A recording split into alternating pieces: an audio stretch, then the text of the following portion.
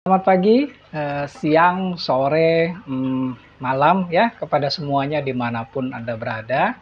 Kita bertemu lagi masih dalam misi saya untuk menyelesaikan pertanyaan-pertanyaan seputar hobi akuaris kita ya. Saya masih cicil terus nih menjawab satu persatu dengan cara seperti ini. Moga-moga nanti komplit ya terjawab semuanya. Yuk kita mulai aja. Pertanyaan pertama dari Green 1000 ya. Pertanyaannya adalah apakah bisa dijelaskan parameter oksigen, amonia, nitrat dalam ambang aman di dalam air? Thanks. Oke, Green. Semua parameter air itu selalu punya ambang batas aman ya buat fauna-fauna air yang kita piara. Baik itu ikan, udang, bahkan pakan hidupnya pun ya, kalau kita pelihara ya, seperti kutu air atau Daphnia gitu, Artemia dan lain sebagainya, itu punya batas aman dengan parameter-parameter air yang mereka tinggal di dalamnya. Begitu juga dengan tanaman ya, tanaman akuatik. Parameter yang paling umum tuh pH ya, kita tahu adalah pH yang netral itu di angka 7, namun enggak berarti semuanya mengacu ke angka 7 ini. Semuanya harus disesuaikan dengan fauna atau flora yang mau kita pelihara. Misal kalau kita piaranya ikan siklid atau ikan laut, nah, mereka kan lebih cenderung suka di pH yang tinggi ya, jadi mendekati ke angka 8 ya. Kalau tanaman tuh misalnya red tiger lotus gitu, ini malah lebih cenderung ke pH yang rendah ya, sekitar 5 atau 6 gitu. Jadi parameternya harus disesuaikan dengan ikan dan tanaman yang mau kita pelihara. Nah, saya ada satu aplikasi, sayangnya hanya bisa dijalankan di PC ya, di komputer ya, di laptop gitu, bukan di smartphone, jadi nggak bisa di handphone kita karena bukan Android gitu. Nah, aplikasi ini ada apa ya, ensiklopedianya, kira-kira gitu, ada ensiklopedianya, baik mengenai ikan maupun tanaman air ya. Nah, di situ kita bisa lihat nih, ikan ini butuh pH berapa, GH-nya berapa, KH-nya berapa gitu ya, dan parameter lainnya lah gitu. Kalau tanaman air tuh bisa juga kelihatan di situ. Apakah dia butuh CO2-nya tinggi ya, low CO2 gitu. Terus juga apakah dia butuh sinar atau lampunya bagaimana gitu. Nah, terus aplikasi ini juga bisa bikin akuarium virtual. Jadi kita bisa pilih, misalnya kita mau pakai akuarium apa nih, ukurannya berapa, yang kecil, sedang, atau besar gitu. Lalu kita mulai isi dengan substrat ya, atau dasaran pasir, bisa juga polos gitu. Lalu kita bisa pilihin juga nanti tanaman airnya apa gitu. Nah, terus bisa kita dekorasi lah semau kita. Terus kita pelihara ikannya. Nah, dari situ cocok apa enggak gitu. Nah, nanti kalau ada yang tertarik bisa japri saya ya di email saya. Minta aplikasi virtual akuarium gitu bilangnya. Nanti saya kirim via email ya. Oke, nyambung ke pertanyaan dari Ogreen mengenai batas aman parameter. Cuma di sini yang ditanyakan adalah parameternya adalah oksigen, amonia, nitrit, dan nitrat ya. Kita mulai dari oksigen dulu. Kalau untuk ikan itu walaupun umumnya sering disebutkan batas amannya di 5 mg per liter, tapi saran saya sih usahakan minimumnya di 7 ya, di 7 mg per liter. Kenapa? Karena walaupun di 5 mg per liter sudah tercapai ya batas amannya, namun sebetulnya pertumbuhan dan daya berkembang biaknya si ikan nanti nggak bisa di 5 mg per liter tadi. Dia terganggu tuh untuk daya tumbuh dan daya berkembang biaknya. Biasanya sih nggak mau ya dia berkembang biak gitu dengan kebutuhan oksigen yang terlarut hanya di 5 mg per liter. Tapi kalau udah mencapai 7 mg per liter, dijamin ikannya sehat dan cepat nanti berkembang biaknya, ya. Nah itu kalau buat ikan. Kalau buat bakteri, kan yang kita perhatikan pasti si bakteri nitrifikasi ya. Si Nitrosomonas dan Nitrobacter kan bakteri aerob. Jadi pasti butuh oksigen terlarut gitu. Nah, kalau bakteri nitrifikasi, umumnya bakteri itu memang disebutkan bahwa kadar oksigen terlarut yang dibutuhkan oleh bakteri itu hanya 1 mg per liter. Namun untuk hasil yang maksimal dari proses nitrifikasi ya, minimal saya bilang di 2 mg per liter lah. Ya. Itu kalau pakai media statis. Nah, kalau pakai media yang MBBR ya, media dinamis ya, minimal usahakan 5 mg per liter ya. Nah, kenapa kalau MBBR kok harus lebih tinggi, harus 5 mg per liter? Karena di media MBBR, bakteri nitrifikasinya nanti lebih banyak yang usianya produktif. Yang udah tua dan yang terutama yang udah mati itu rontok tuh. Rontok berjatuhan ke bawah, kan dia bertumbukan, ya kan? Jadi yang nggak kuat pegangan jatuh gitu. Jadi nanti yang tinggal di rumah-rumah bakteri Caltnes ya, Caltnes kan dinamis, yang terus-menerus bergerak dan berbenturan itu adalah bakteri-bakteri yang usianya sangat produktif gitu. Jadi ya sama aja dengan kita ya, manusia ya. Semakin usia kita makin tua, kemampuan makan kita kan kalah nih sama anak-anak muda yang masuk di usia produktif gitu. Mereka lebih kuat, lebih bertenaga, mampu bekerja lebih banyak dan lebih lama ya. Ya otomatis kebutuhan makanannya juga lebih banyak dari kita yang makin tua. Nah, bakteri juga begitu. Ya, oke ya. Itu untuk parameter oksigen. Sekarang untuk parameter amonia ya. Sebenarnya kalau di kalangan akuari sejati untuk amonia dan nitrit itu udah nggak bisa ditawar, harus nol. Kalau nggak nol tuh kitanya malah nggak tenang gitu. Air juga rasanya kok kalau kita lihat kayaknya kurang bening gitu. Nah itu nggak nol tuh. Walaupun kita tahu ya bahwa kalau kadar amonia yang lebih dari nol itu ikan masih bisa hidup. Cuma di angka berapa gitu. Nah ini sebenarnya yang nggak bisa distandardisasi, nggak bisa disamakan gitu. Karena ikannya kita kan beda-beda semua ya. Saya pernah juga ada kejadian nih sama ikan koki saya di rumah. Itu saking sibuknya saya pakai food timer. Itu alat buat kasih makan ikan secara otomatis ya. Jadi selang beberapa hari gitu, pas lewat akuarium kaget banget gitu. Karena ikan koki saya banyak yang lemes. Badannya merah-merah gitu di mana-mana, kayak orang habis berantem gitu, habis digebukin. Banyak yang mojok gitu. Ada yang udah sampai kayak berjamur putih-putih gitu di badan, banyak banget gitu. Tapi mereka pas saya lagi liatin gitu di depan akuarium itu tetap pada nyamperin, minta makan, biasa. Jadi kayak masih normal gitu kalau soal minta makan ya. Nah ini saya langsung tahu, ini amonianya pasti udah tinggi banget. Dan saat saya tes amonianya, sampai kaget juga saya, itu udah di antara 5 mg per liter sampai 10 mg per liter. Itu langsung ganti air sekitar 75%, terus 3 jam kemudian ikannya udah mulai lincah lagi. Nah, maksud saya ini sih pada ikan koki ya, dengan kondisi 5 mg per liter gitu, di atas 5 mg per liter. Kalau pada ikan gapi atau ikan-ikan kecil lainnya, saya yakin tuh di angka 1 mg per liter aja udah mulai ada yang ngambang di mana-mana gitu.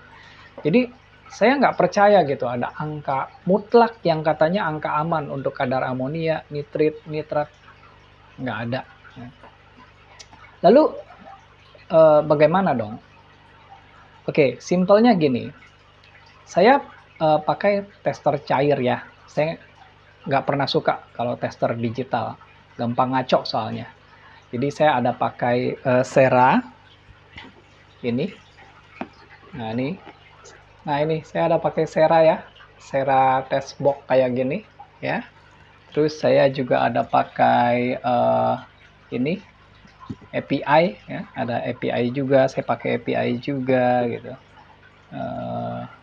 Ini ya API, ada yang Sera yang begini juga gitu.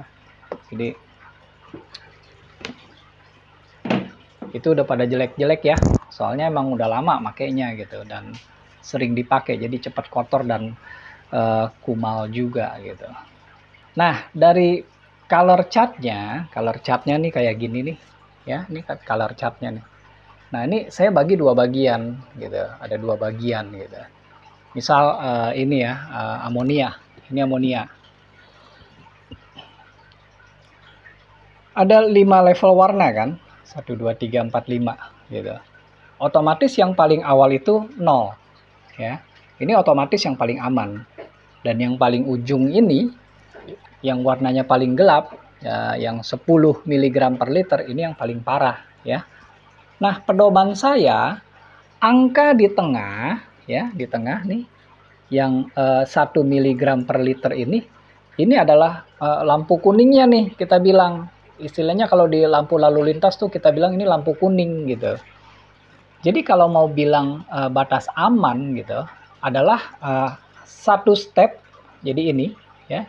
Jadi satu step sebelum lampu kuning gitu, yaitu di 0,5 mg per liter. Asal udah masuk lampu kuning ya di 1 mg per liter, mending segera ganti air deh. Ini berlaku juga buat parameter-parameter lainnya ya. Misalnya nitrit. Nitrit ini juga sama nih. Nitrit ini nih dibaliknya nih ya. Tuh, nitrit gitu. Nah, walaupun bacanya terbalik kalau ini ya, nitrit ya. Yang paling kanan tuh berarti yang ini gitu, yang paling ini. Ini yang 0 mg per liter. Ini yang paling aman. Nah, makin ke sini ujung satunya warnanya makin gelap, yaitu yang 5 mg per liter ini yang paling berbahaya. Jadi lampu kuningnya ada di tengah ya, di 1 mg per liter. Angka amannya adalah satu step sebelum lampu kuning, yaitu di 0,5 mg per liter ya. Oke, berarti sekarang tinggal nitrat ya. Kita lihat nitrat nih yang ini, yang bawah. Nah ini nitrat. Kalau kita lihat nih lampu kuningnya ada di berapa nih? Di 25 mg per liter. Jadi angka amannya adalah satu step sebelum lampu kuning, yaitu di 10 mg per liter. Gitu ya. Oh iya, satu lagi. Untuk tester, saya nggak sarankan yang strip test ya. Saya nggak sarankan yang strip test kayak gini nih. Ini strip test. Jadi dia modelnya kayak gini ya, lembaran-lembaran gini. Nanti kita tinggal cocokkan dengan ininya gitu. Ini saya nggak sarankan begini. Kenapa? Karena untuk yang nitrat dan nitritnya yang di paling atas ini biasanya ngaco. Kebacanya aman aja terus ya. Padahal strip test ini memang paling lemah indikatornya di nitrat sama di nitrit gitu. Jadi saran saya pakai yang liquid aja, model liquid ya, model botol gitu. Oke, gitu ya, Ogreen ya. Semoga menjawab ya. Oke, sekarang kita lanjut ke pertanyaan berikutnya, yaitu ke Ogita Mawiwi. Ini saya panggil Ogita aja ya. Pertanyaannya sebagai berikut. Kok akuarium gampang berkerak coklat dalam waktu beberapa hari? Penyebabnya apa ya? pH air baku sumur saya 5,5. Di buffer di toren penampungan pakai karang jahe. Apakah karang jahe penyebabnya? Terima kasih. Menurut saya kemungkinannya bukan masalah pH ya. Air berkerak itu tetap terjadi pada pH yang rendah maupun pH yang tinggi ya, karena pasti ada penguapan gitu. Kalau pakai lampu akuarium kan penguapan juga pasti akan lebih tinggi. Kalau nggak pakai lampu akuarium pun juga tetap akan terjadi penguapan gitu. Dan di dalam air pasti terlarut sejumlah kandungan organik. Nah, ini yang akan memberi warna pada kerak yang terbentuk tadi gitu. Kalau kandungan organiknya rendah, biasanya kerak yang terbentuk nanti itu warnanya putih gitu. Ini karena masalah kandungannya kalsium dan karbonat ya. Tapi kalau keraknya berwarna coklat, ini lebih disebabkan oleh kelarutan organik yang tinggi. Misal makanan gitu ya, kayu aquascape, soil juga bisa ya. Tanaman akuatik yang udah banyak layu misalnya gitu, yang daunnya udah putus atau akar gitu atau batang yang busuk gitu. Udah tanaman yang udah banyak nggak subur lagi juga bisa gitu. Karena kalau karang jahe ya, dia itu lebih ke buffer pH gitu. Harusnya warna keraknya tuh berwarna putih gitu. Nah, ini sebenarnya menurut saya tuh gampang juga untuk membuktikannya. Kita ambil aja 2 akuarium kecil. Akuarium soliter aja juga cukup tuh yang buat ikan cupang ya. Atau toples bekas selai juga bisa deh gitu. Yang satu kita kasih kode toples A, itu kita isi air toren. Yang satu lagi kita bilang toples B, ini diisi air yang sebelum toren gitu. Artinya belum di buffer karang jahe ya. Nah, lihat aja 3 hari. Ini pastinya kan ada penguapan. Nah, kalau toples B yang tanpa karang jahe tadi keraknya coklat, artinya sumber airnya yang bermasalah. Nah, harusnya sih ya, menurut saya toples B itu hanya kerak putih tipis gitu. Tipis banget. Tapi kalau toples A itu kayaknya kerak putih gitu. Tapi lebih tebal dari toples B. Kalau ini terjadi berarti benar bahwa di akuarium Ogita banyak kandungan organik yang melepaskan tanin gitu. Entah kayu, entah soil, entah tanaman aquascape. Ya. Oke, kita lanjut ke Hendra Joshua. Ciri-ciri suju oranda atau rancu gimana kok? Oke, Hendra.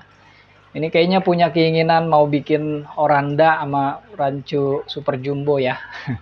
Suju ya, atau super jumbo. Ini sebenarnya kalau kita yang ternakin ya sejak kecil ini lebih gampang ngelihatnya. Kan waktu sama-sama baby ya, ntar di usia 1 bulan pertama tuh udah mulai kelihatan tuh. Ada berapa baby yang ukurannya tiba-tiba lebih gede sendirian. Nah, ini udah bisa kita tandai bahwa mereka punya bakat suju ya, super jumbo. Tapi kalau kita beli di toko atau dari breeder gitu ya, emang susah ya. Mau nggak mau percaya sama si toko atau breedernya nih gitu. Nah, emang ada resiko dibohongin. Anyway, sebenarnya kelihatan sih ikan yang bakat suju sama yang enggak ya. Pertama tuh bongsor, udah pasti. Ikan bongsor itu beda ya sama ikan gendut. Kalau gendut di perutnya yang gendut gitu. Tapi kalau bongsor itu semua bagian tubuhnya si ikan tuh ikut tumbuh berkembang gitu.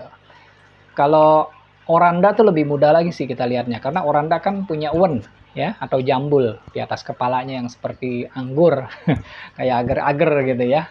Nah, ini kalau badannya bongsor tapi wennya nggak tebel itu buatan. Sujunya buatan, bukan bakat suju sejak awal gitu. Kalau bakat suju, badannya bongsor udah pasti wennya juga tebel. Ya. Cuma jeleknya yang bakat suju itu justru yang lonjong-lonjong gitu, bukan bulat. Kalau lonjong tuh nanti jumbonya jadi lebih gampang soalnya. Pas digedein ya, apakah dia akan jadi bulat atau enggak gitu, itu nggak masalah. Tapi kalau udah bulat, pas mau dijumboin, itu malah masalah nanti buat si ikannya. Kan dia udah bulat gitu, begitu mau dijumboin, ikannya masalah. Sakit lah, mati lah gitu ya. Jadi jeleknya itu. Yang lonjong justru yang bakat suju. Oke, kita lanjut ke Zamzam Fauzan Arifin. Kok mau tanya, di budidaya ikan nila sistem bioflok ada penggaraman sebelum tebar aplikasi pembentukan vlog. Ya, maaf kok, sebelumnya saya pemula ya, hehehe. Saya juga ikut-ikutan. Biasanya sebelum tebar aplikasi bioflok ada penggaraman sekitar 500 gram per meter kubik. Berarti itu salah ya kok.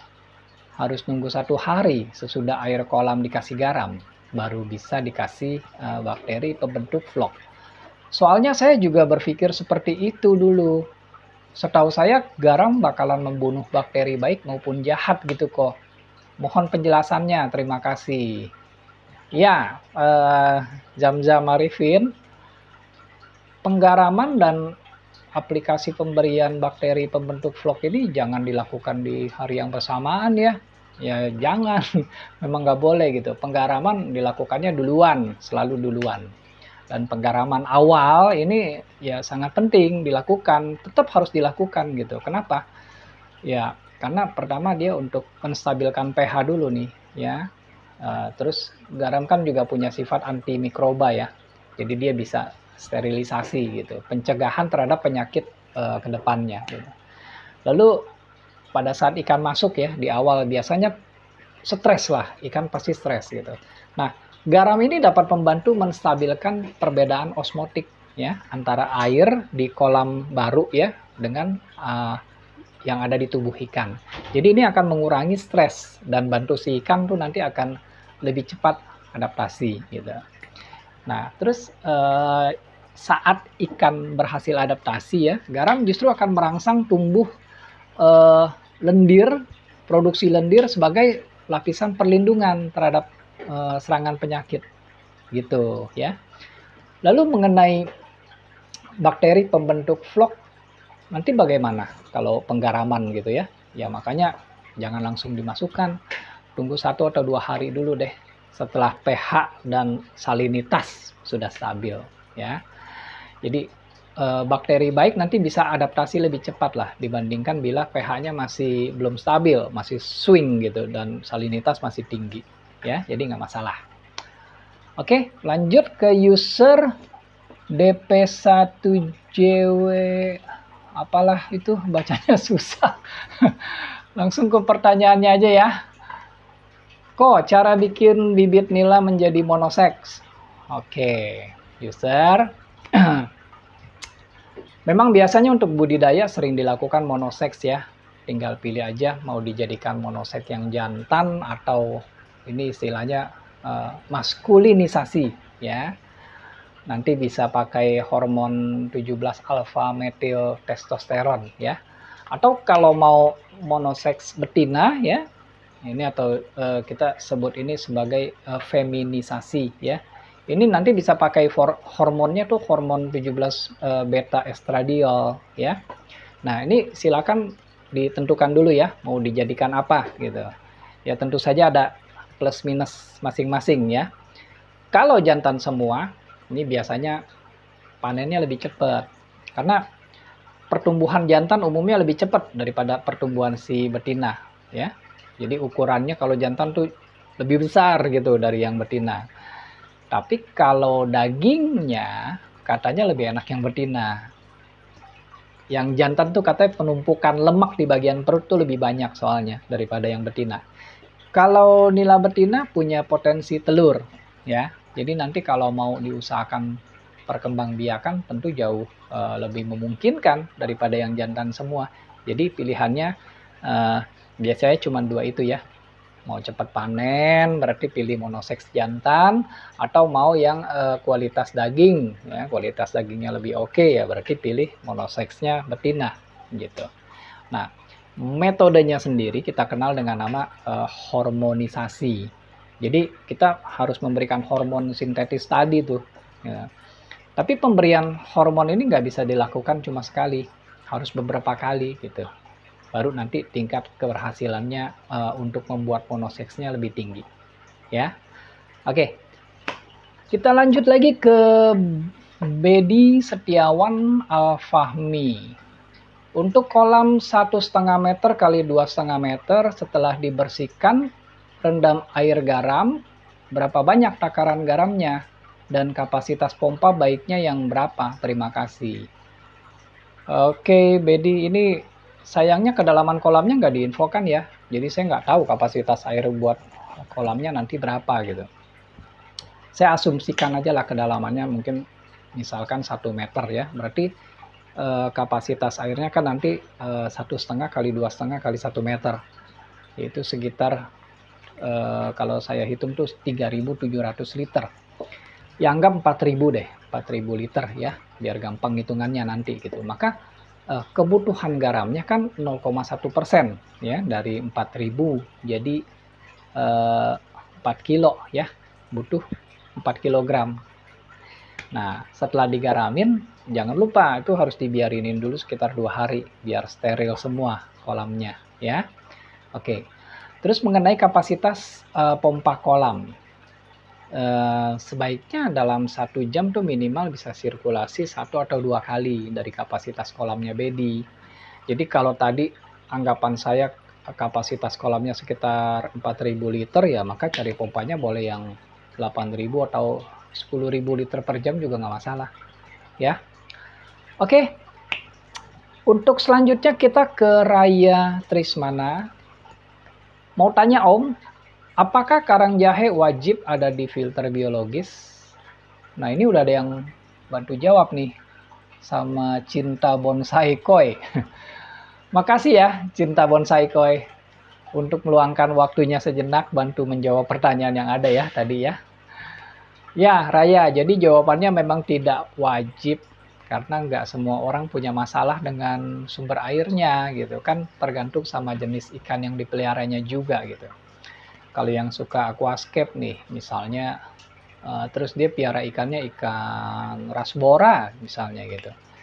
Nah ini kan ikannya senang dengan pH rendah ya, atau ikan cana deh, cana juga demen sama pH rendah gitu. Jadi kalau pH rendah kamu kasih buffer pH malah naik gitu, jadi malah nggak cocok gitu.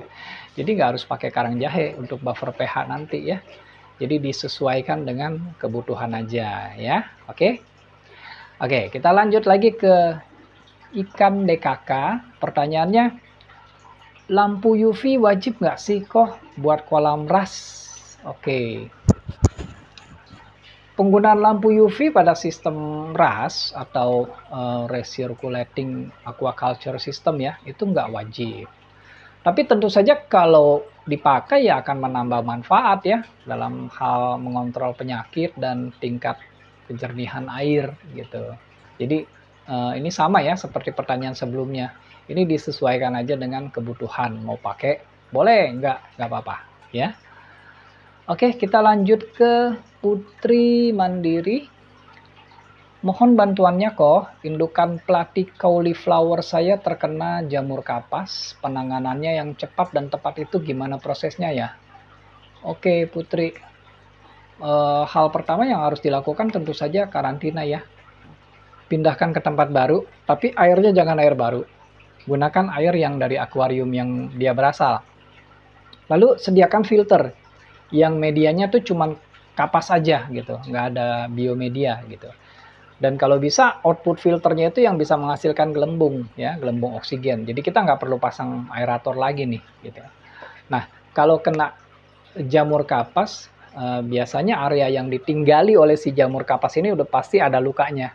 Jadi supaya cepat reaksi dari pengobatannya, kita perlu 2 metode gitu.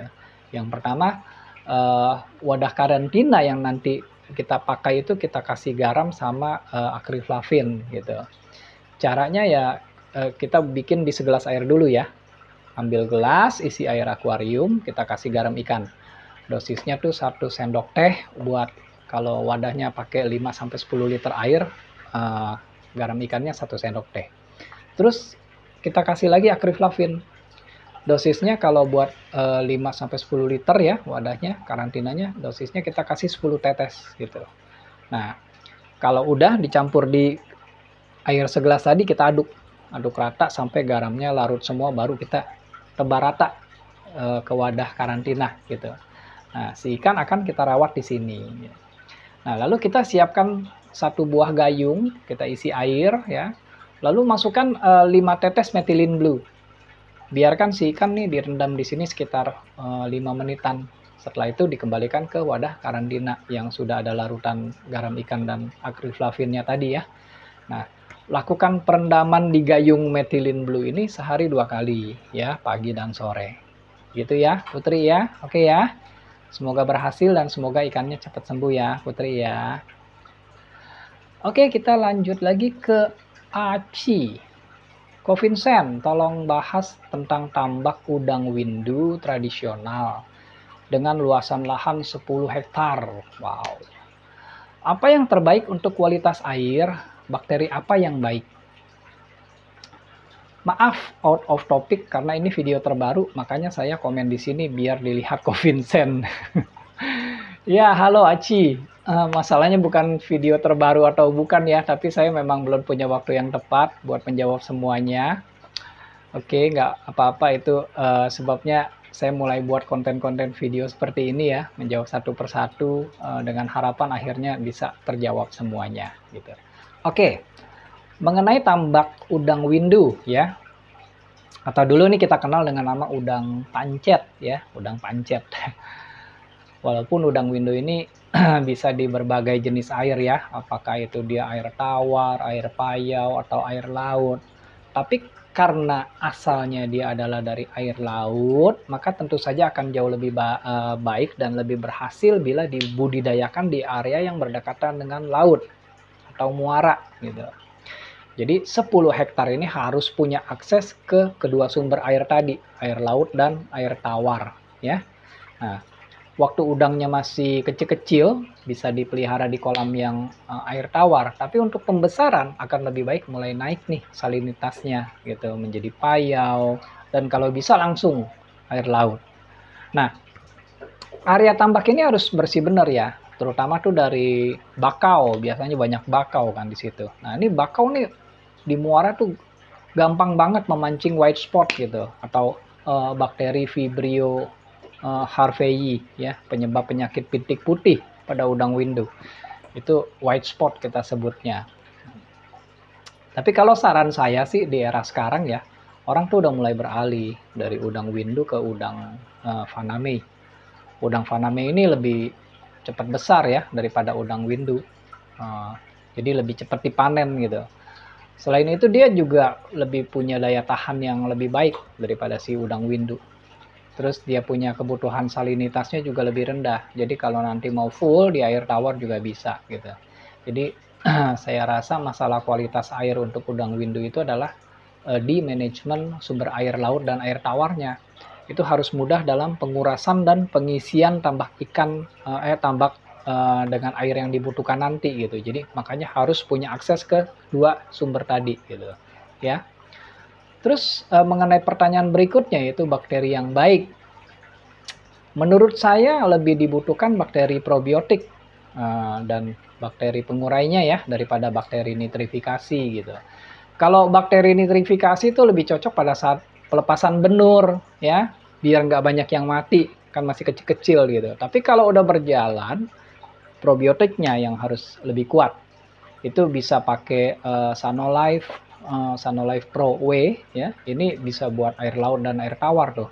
Atau bisa juga pakai Super NB ya. Nexalac juga bagus ya, boleh pakai itu. Oke, lanjut lagi kita ke Zakiron. Next, bahas methylene blue dok. Oke, Zaki, nanti kalau udah sempat ya kita bikin konten lagi. Akan saya ingat ya, akan saya buatkan konten tersendiri untuk bahas methylene blue ini. Lanjut lagi kita ke Joshua. Akuarium 80 x 40 x 40. Cocoknya pakai besaran pompa berapa ya? Agar sekiranya filter biologis dan lampu UV-nya bekerja optimal. Di rumah saya pakai filter talang kok. Semangat terus kontennya kok, sehat selalu. Ya oke, semangat Joshua, terima kasih. Oke, Joshua, kalau untuk akuarium minimalnya kan 2 kali kapasitas akuarium ya. Di Singapura malah kebanyakan bikin standarnya 4 kali loh, 4 kali kapasitas akuarium. Tapi menurut saya sih nggak masalah apakah mau 2 kali atau 4 kali gitu. Dan kalau ikutin pakemnya, belum tentu juga kita bisa dapetin barangnya gitu, di pasaran ya. Yang penting justru urutan media filter yang nanti Joshua gunakan. Kan pertama kali udah pasti ada media mekanis, busa filter ya biasanya. Ini kan sebenarnya flow air waktu pas melewati busa air tuh busa filter sudah secara otomatis teredam, nggak sederas sebelumnya gitu. Jadi waktu masuk ke chamber bio pastinya udah nggak secepat di awal. Itu makanya chamber mekanis nggak bisa diabaikan. Dia punya andil juga ya dalam urusan flow air. Yang penting jangan berharap kalau pompa akuariumnya tuh nanti harus mampu menyedot semua kotoran yang ada di dasar akuarium gitu. Nanti malah kesel ya kalau lihat ada pup ikan jarak 20 cm dari mulut pompa terus nggak kesedot masuk gitu. Karena memang bukan ini konsep filtrasi yang kita bangun ya, bukan kotoran secara fisik gitu, enggak.